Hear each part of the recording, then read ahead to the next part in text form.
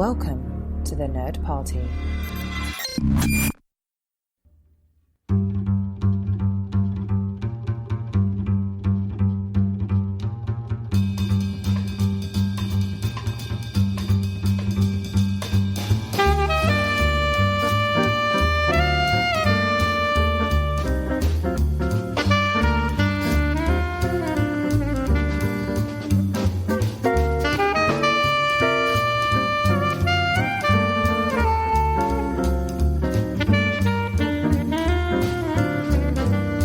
Welcome to Time and Space, the Nerd Party's dedicated Doctor Who podcast. I'm Jessica Nunn. And I'm her husband and co-host, Philip Gilfus. First of all, we hope people notice we have something a little new with our intro music. Oh, yes. And that was thanks to Wally and the Sononauts for providing us with their jazz cover of the Doctor Who theme tune. Yes, we hope you enjoy it as much as we do. I think it's fabulous. Yes. Speaking of music, not necessarily Doctor Who related, but not necessarily not. But we went to a concert the other evening. Yes, we did. And how did you enjoy that, darling? I quite enjoyed it. We went to see the Double Clicks in concert. And for those who don't know, they're a nerd duo band. They are siblings. They've been performing for a few years at this point. But they came to a local city near us, and we got to see them in person. That was your first time. Yes, but not yours. No. You have seen them before. Yeah, so how'd you enjoy nerd music? I quite enjoyed it, and we got to listen to more on the way home, Right. Because you YouTubed all their songs, which was a lot of fun. Just for the record, we did buy the USB with all of their music on it. We just didn't have time to load it up before the drive home. That's right. Yeah, I don't have many USB-friendly devices. I don't have a new car. I don't know if yours has a USB in yours. No, I don't think so. But I think if you load it up on your computer, then you can Make load it up magic happen. onto, I would Make assume magic so. happen. But if you are not familiar with the Double Clicks, do check them out. They're a lot of fun. Currently touring with their new album. Better than the book. Yes. Nothing else really that I can think of related to Doctor Who that we've done. So we'll just go straight into our topic for this month. Since it is the month of May, we have not done our monthly Doctor Focus yet. So, darling, who are we going to be doing this episode? Unsurprisingly, in the month of May, For the fifth month of... Stop running over my lines, dude. I'm on this. Of the Julian calendar. The fifth month of the year, we're going to talk about the Fifth Doctor. Right. As usual, we're using our jumping off point, the Clever Dick Films analysis of each Doctor's era. So we watched Richard Carrier's sort of mini documentary YouTube talking about the Fifth Doctor era. And so one of the things, that sort of is a focus when you're talking all things Fifth Doctor is, inevitably, I suppose, you have to mention the Fourth Doctor just coming from the 7-year era, especially I guess in America, because that's a lot of what the only thing that people knew, really. But even in Britain, now we're changing, and what does that mean? And so, what do you think about how, and then you have a newest showrunner. I mean, J&T had come the last series for the Fourth Doctor and Tom Baker, but so, for in all intents and purposes, a new era. So what did you sort of think of how they were talking about that transition? Yeah, I found it interesting. Obviously the other clear thing about Peter Davison is that up until Matt Smith, he was the youngest Doctor. And that was very much a conscious choice to continue to move away from sort of the grumpy old man that was established with the very first Doctor. And so going for somebody young and new, who is also a little bit of a grumpy old man, but combining those things. And I liked the concerns that Peter Davison had taking on the role. Not just as a, ooh, I don't want to get typecast kind of thing, but how right am I for this part? Right. The wise, intelligent and capable Doctor who had been played by, not old men by any means to the stretch of imagination, but older men, certainly. And so then to be a very young man, 29, I believe, that's certainly a change. Yes. So, yeah. And talking about the change in television habits as well. So it was an attempt to sort of redress that. It had always been sort of Saturday night television, and Saturday night television was a staple. It was dependable. Everybody was going to tune in, and the cheaper televisions around this time made it possible for there to be more than one television in a household, so everybody didn't have to watch the same thing. And the advent of computers coming in, and people were starting to have that as entertainment, and also the imports from America, which had bigger budgets and were therefore glossier. And even homegrown stuff, and they had Blake 7 or whatever. Yes, but the big budget stuff was coming over from America. Mm-hmm. So Battlestar and all that. Yeah. Yeah. So I thought the video did a good job of talking about sort of the different cultural landscape that, in the early 80s, Doctor Who does have to start to think about itself a little bit. It can't just be on autopilot. Not that I'm saying it ever was, but I suppose you could argue maybe it was. About how we're approaching things, how we're looking at things, and how we're telling stories. And so, focusing a little bit on the actual Doctor himself before maybe we talk about broader things, what do you think of sort of the look of the Fifth Doctor? The cricketer? I guess I'm okay with it. I find the introduction, I love the unraveling of the scarf. Mm-hmm. I think that is... Sucker for symbolism. I am a sucker for symbolism, absolutely. I find it less easy to justify the cricket costume, and even less easy to justify the celery. JNT's looking at the outfit like, Peter, all right, I think we got it. But it's missing one thing. Yeah. And I mean, je ne sais quoi. And I based on readings, who knows if it's true or not, but I'm sure it is. Peter had to push to get them to explain it in the last series, or last serial.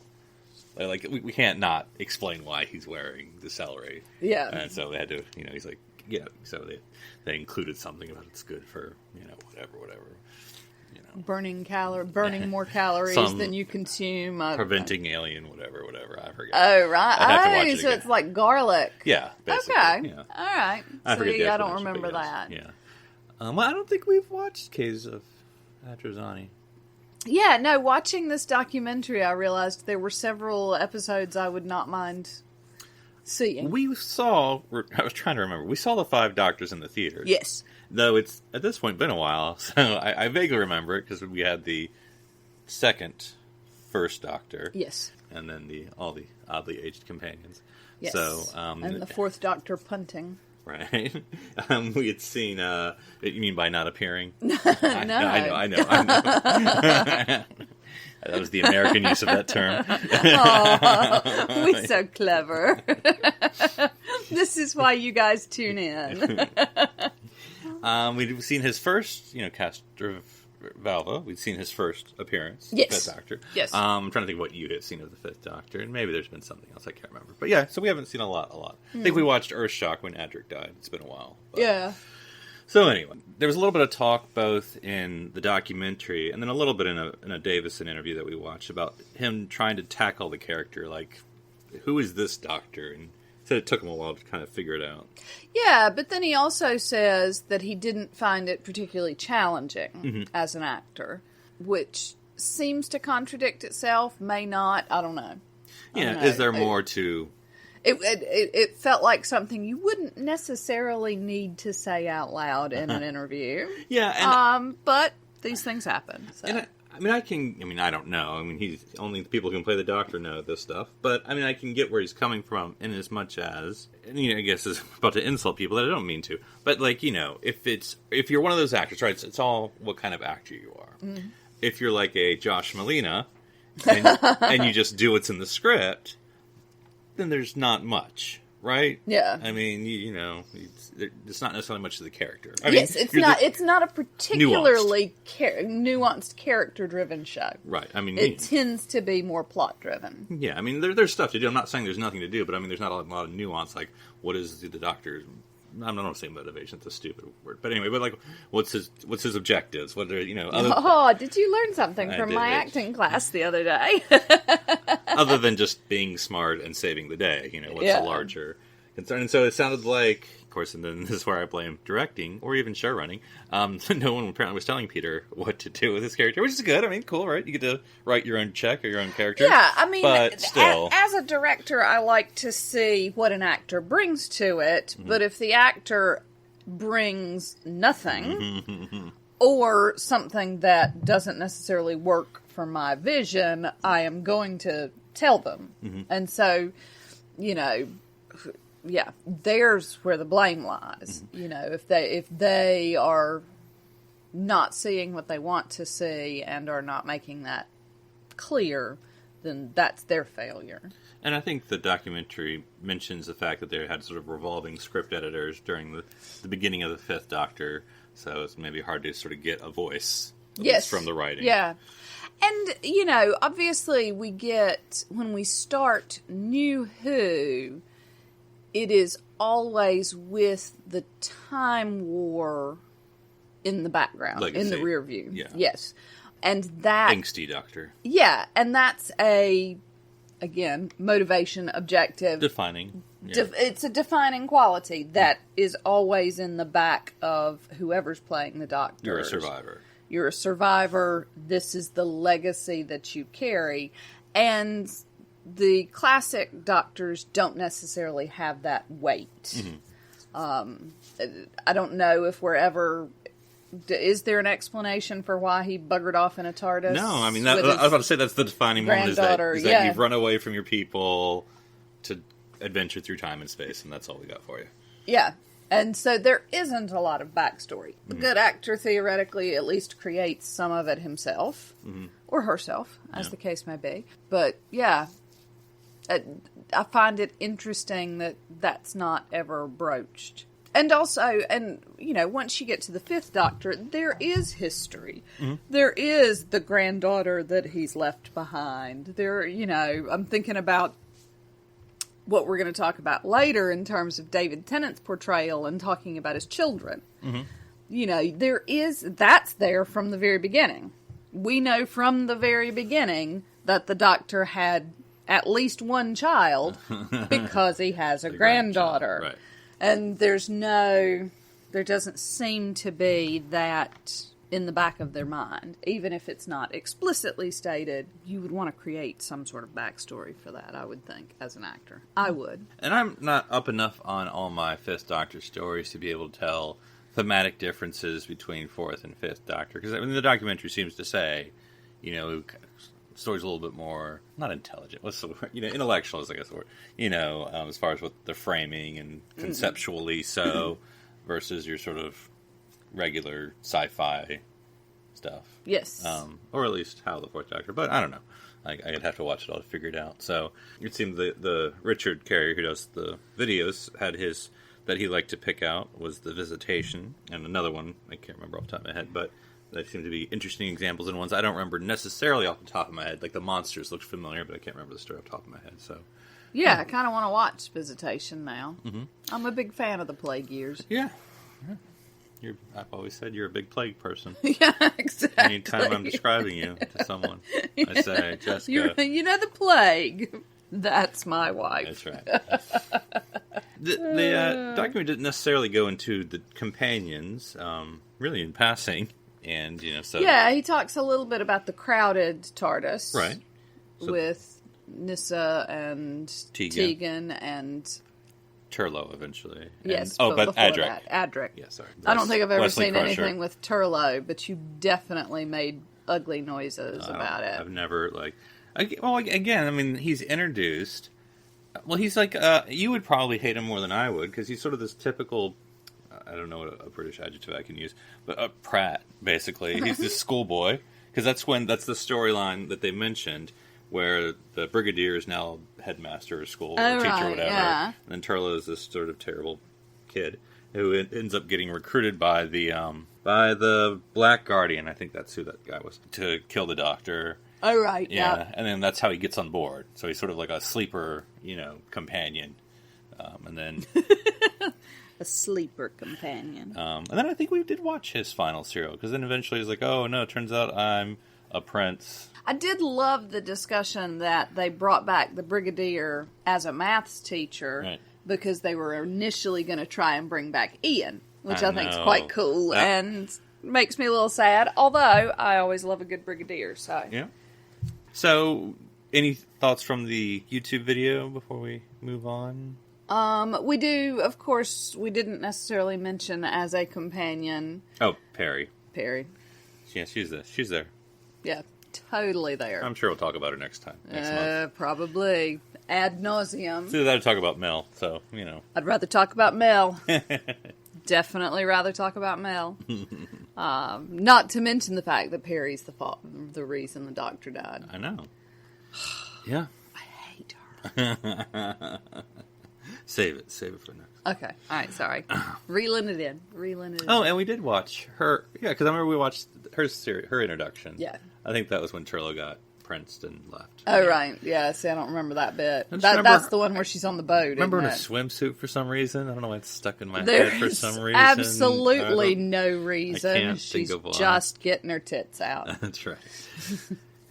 So, we watched a short interview with Peter Davison. I don't think particularly recent. I think it was actually around the 50th anniversary, maybe, or a little bit afterwards.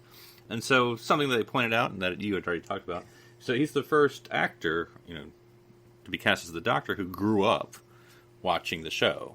And so, from the beginning, so he says. And so, to actually have that cultural influence about what he's getting into. But it could be both good and bad, a lot of Yes. this, so. Preconceived notions versus setting things aside. Yeah. But it was interesting because, and I guess I never thought about this, but it makes sense because, just how I started this, the interview was like, oh, was it really big taking over for Tom Baker? He was like, well, I never saw him. Because, that's when I was, when I was growing up, I was watching Doctor Who. By the time Tom Baker had it, I was working, and so I wasn't watching as much. So it's like, didn't have time for this crap. Yeah, so I've never seen, it's like, nothing against him. It's not that I didn't like him, I just didn't have the time to watch it. So that wasn't really a pressure for him.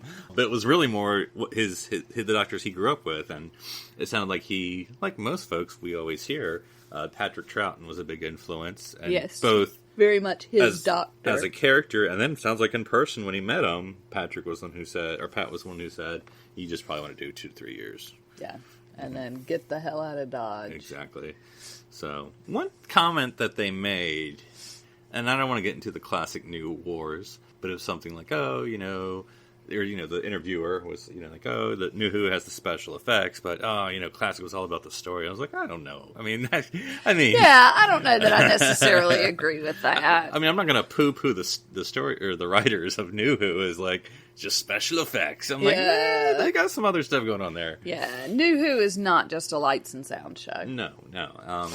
And I think Peter's talking about, they don't delve into the narrative as much. I'm like, they're not as slow as you. Yeah, and that's very different, because I do think they delve into the narrative. And again, from the beginning, giving the Doctor this weight that he has to carry around, that they really don't spend a whole lot of exposition on, but it's there as an undercurrent all the way through until we find out what has happened. Because and even beyond. Yeah, because like you said, classic's a lot more plot driven. So they definitely can be nuanced, sometimes too much so, about the plot. Whereas if they had maybe, and I know it was a different time, I'm not trying to retroactively complain, I'm just saying, had a little more sensibilities of today back then, if it was a little more character focused, you could still do 7, 5, 4, but you learn a lot more about, Tegan or something, other than she has snake issues, apparently. Okay. Yeah.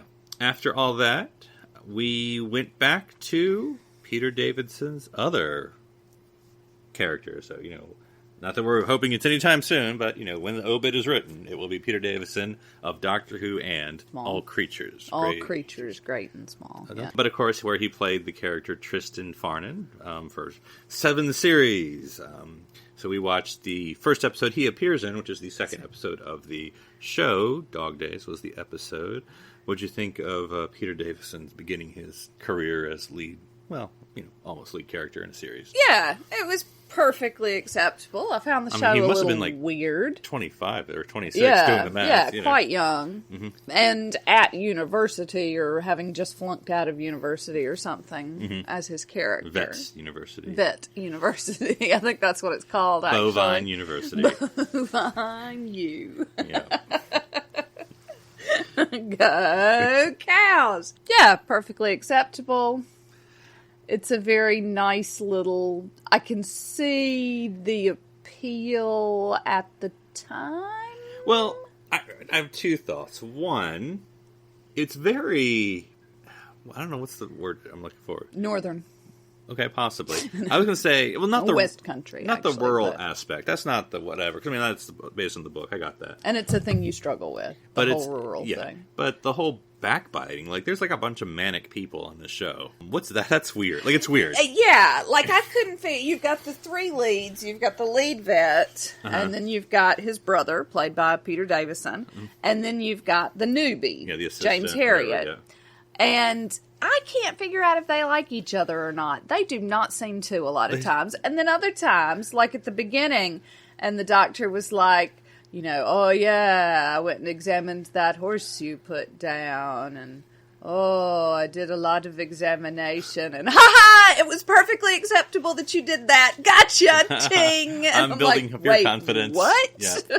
Like, they both build up and undermine each other equally throughout the whole episode. Alarming frequency. I was like, now, I'll accept this is only the second episode. Maybe it changed over time, but I'm like, this is just a weird-ass group. Yeah, like, it was. Are they looking for other jobs while they're doing? Like, I'm so glad I have this job. Their CV. Sure, there's not another vet that needs help out. Or... Yeah, and it seemed like there was a lot going on. Yes. There was a lot going on. Wasn't necessarily a cogent plot. It was almost like a sketch. Yes. Show. Yeah, very much so. So there's the cow that James Harriet says has a broken pelvis, but then they do some sort of superstitious voodoo and the cow gets up and walks away. And then that's never talked about again. Right. Phone pranks? There are phone pranks. Right. Peter Davison makes a phone prank, which is apparently very funny. And I initially thought that the idea was, because he calls James Harriet up and he's pretending to be one of the farmers, and he's like, oh, you got to come out. It's midnight, but you got to come out, and you've got to open and close all the gates, and it's going to take you ages to get here, and then you're going to be on your own. And I thought he was doing that to get him out of the house so he could take the girl with him home. Oh. But then, no. They were drunk, to be sure. Yeah, okay. Yeah. And then James Harriet plays a phone call prank on him, too. Turnabout's fair play. Right. Yep. Then there was the dog, Pookie Woo, or whatever her name is. The rich lady and her dog. And I was also convinced her gardener was going to kill the dog, but that didn't Maybe that happens. happen. We don't know. That's true. We have not gotten to that point. And so there's that whole thing, and the dog sends gifts. And so then when James Harriet calls the lady to thank her for the gift, she's like, oh, I'll put the dog on the telephone, which is weird. So there's all of that. Then there's the other dog. And then Tristan comes down and is like, you were on the phone with a dog. Stupid. And then there's the other dog. There's the old man whose whole family is dead. And all he has left is this dog.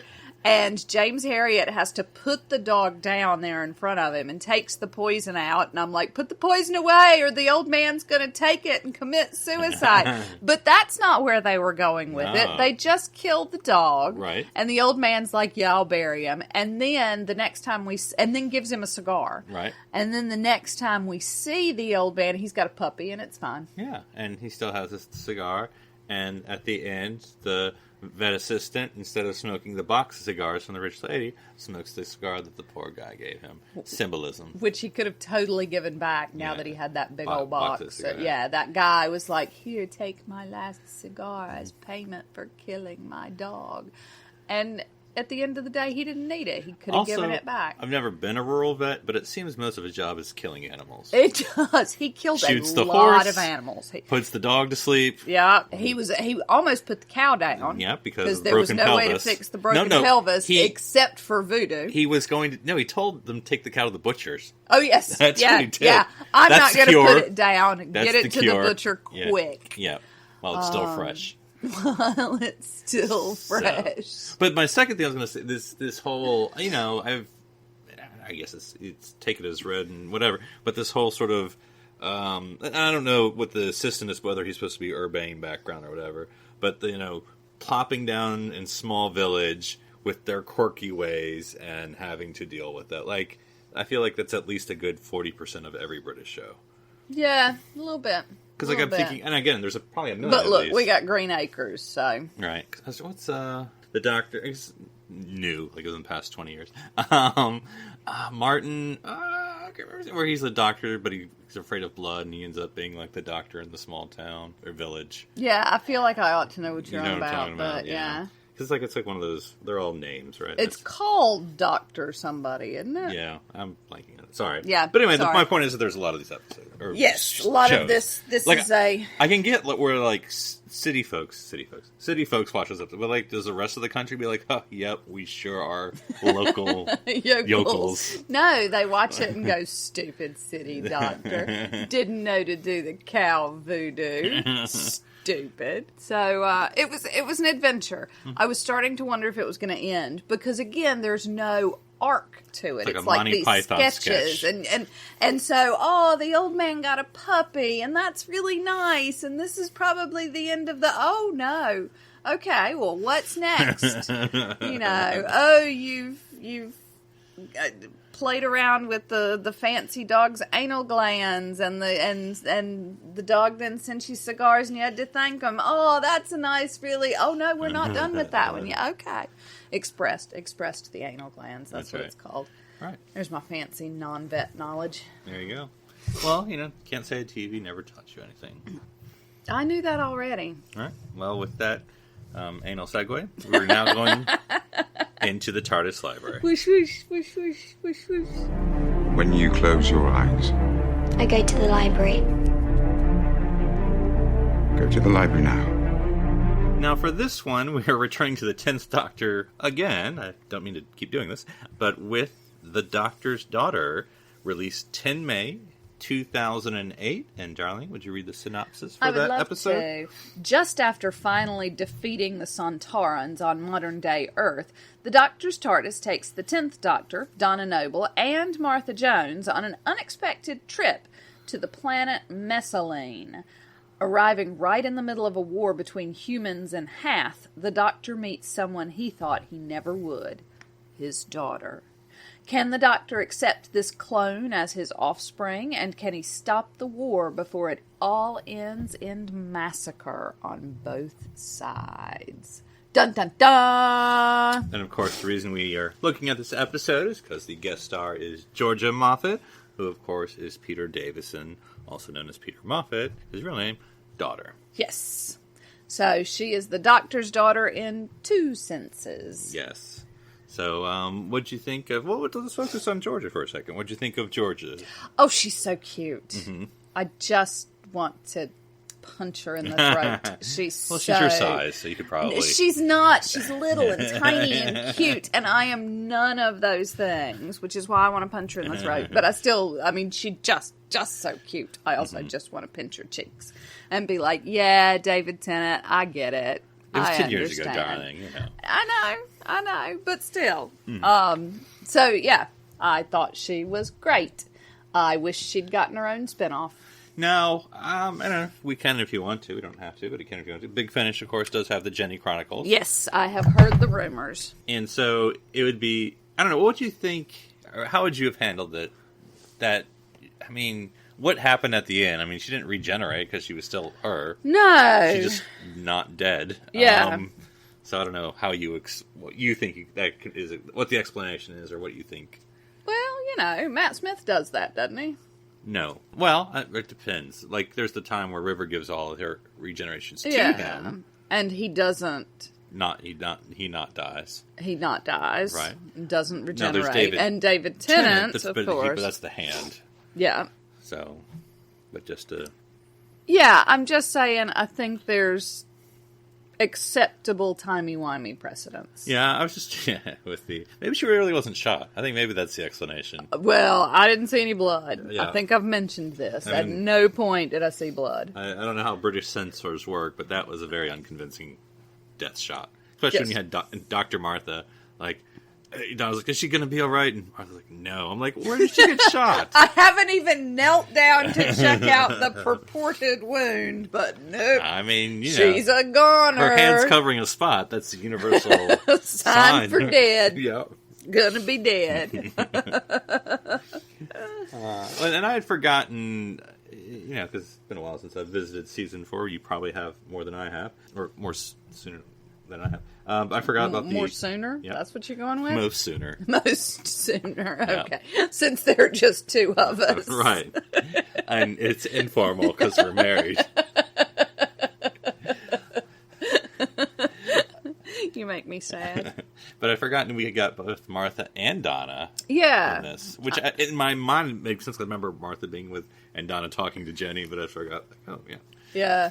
Who's Martha engaged to at this point? It's not Mickey Ricky. It's not Mickey Ricky, no. I forget. Just some rando. Okay. Yeah. But yeah, what did you think of overall all the other folks? Yeah, I like this story a lot. I had forgotten that it's right there in that moment that the Doctor's daughter is created. Mm-hmm. For some reason, I was thinking there was something like many episodes ago, but it's right in that moment. Tissue sample, boom, here's a clone.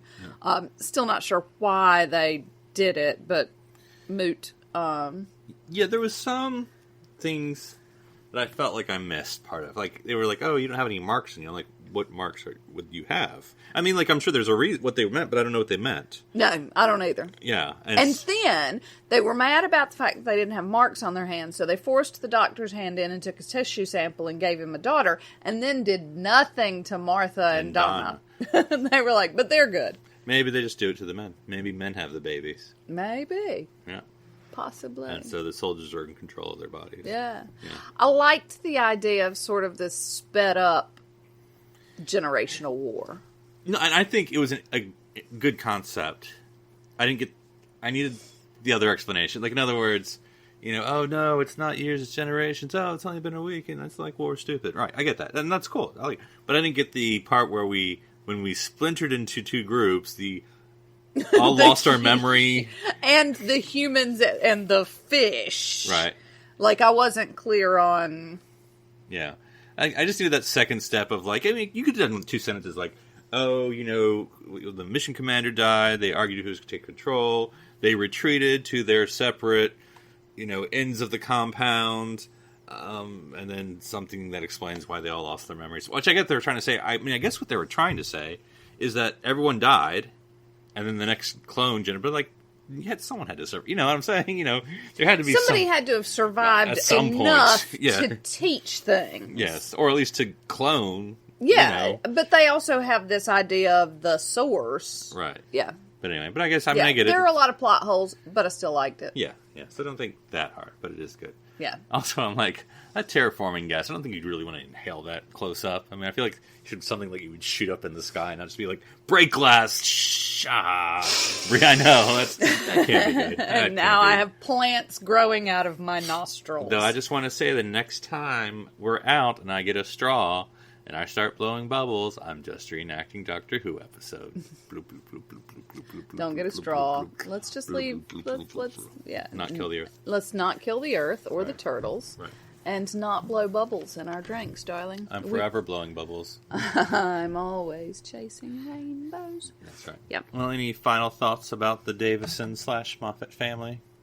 No, Tennant family? I was going to say / Tennant family. No. It's a family I like. They're fun. The royal family of Who. The royal family of Who, indeed. Mm-hmm. Awesome.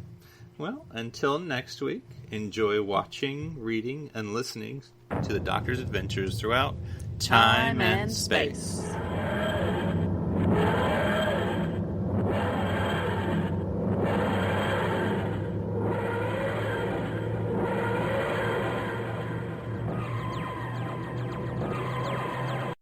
This is BBC Television.